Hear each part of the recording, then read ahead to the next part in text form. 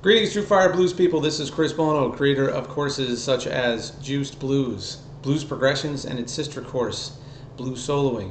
I also lead something called the Guitar Gym in the online classroom collection, and in there we do all kinds of blues stuff too. Today I'm here as Dr. Christopher Buono, and I'm here to help you with one of the 7 ailments that TrueFire has brought to light. One of the ailments that they are showing us here is called hip-catatitis. Well, I have discovered a rare strand, actually not so rare sometimes, called hiccupatitis.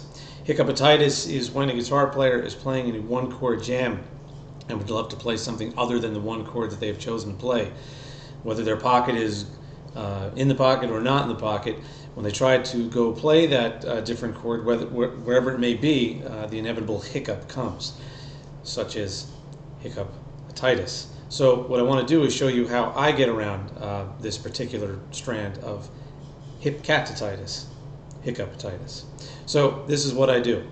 First of all, when it comes to dominant chords, which is predominantly what you would play during a blues jam situation, or even a funk jam or things related like that, I like to play dominant bass chords, and I like mine to have 9s and 13s or both whenever I can.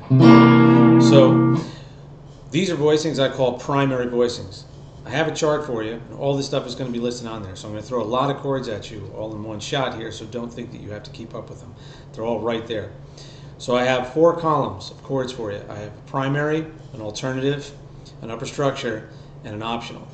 My primaries are the most important to me because those are my 9s and 13s. So what I have is these guys. Middle 4 strings only. I have root position 9th chord, which I'm sure you know. And notice I don't play the high E string. You can, but in this case I'm not. From there, I have primary chords that are all built off of each one of the primary chord tones of a dominant chord, which is 1, 3, 5, and flat 7. So here's my root position primary dominant that I like, C9. In this case it's C, 9th chord. Okay, next one has the 3rd on the bottom. In this case it would be C9 over E. No root, but that's okay. Next one is C7 add 13 over G. And the final one is C7 add 13 over B flat. Those are my primaries. Now let's see what I do in each one of those areas to combat this. Here's that one chord. I want to go somewhere, but I don't want to suffer from hiccupatitis. I don't want to try to jump to a position and kind of not know where I'm going, or even stay in the position and kind of not know where I'm going. I want to be really exact about it. And what I want to accomplish is, I want to make it musical sounding. I want to create almost like chord riffs like this.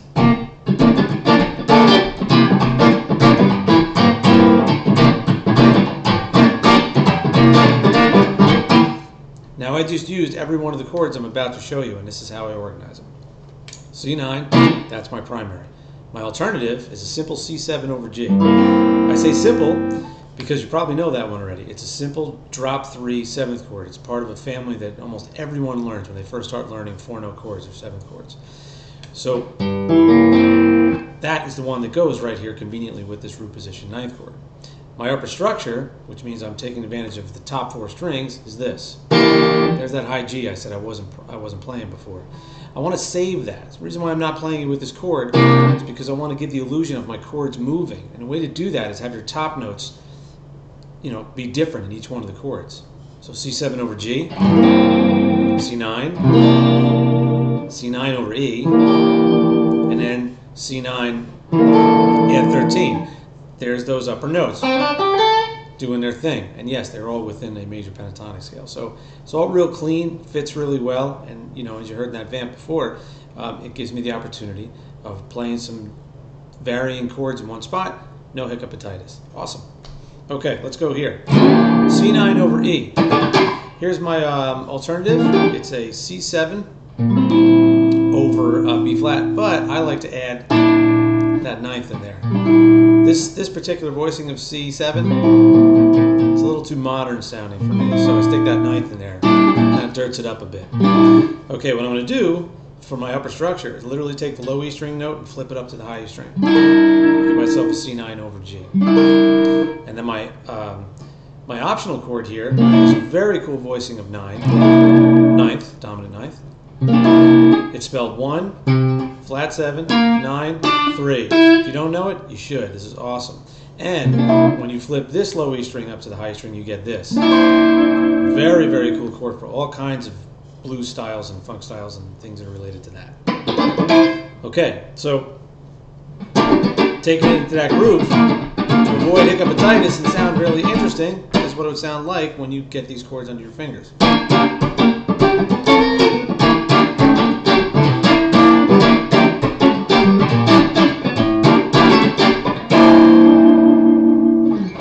Of course, you got to practice your fingering and be able to grab them in the air, but once you get them going like that, you just think with space, you know, and also a little restraint, because you don't want to overchord your comping, because then the soloist will stop and look at you and basically lets you take your own chord solo that you seem to be taking.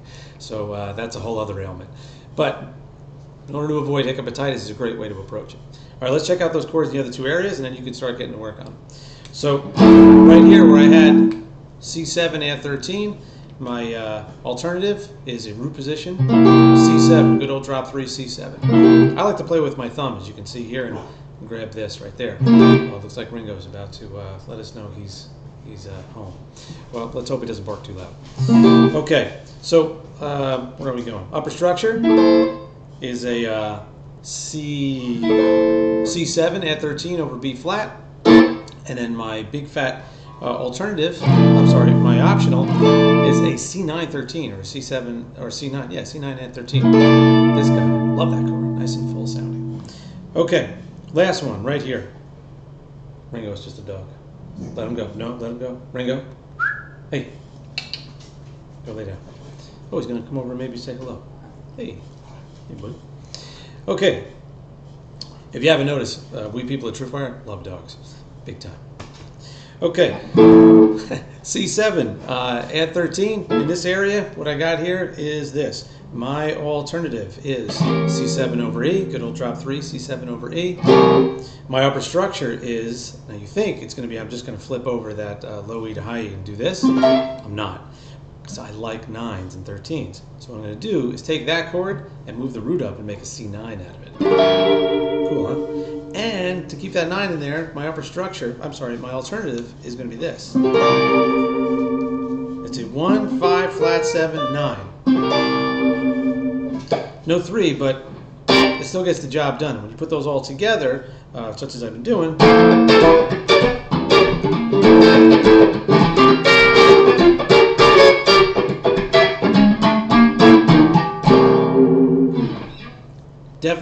definitely combats hiccupatitis in a very musical way, and that's always what I'm going for. It makes stuff sound good.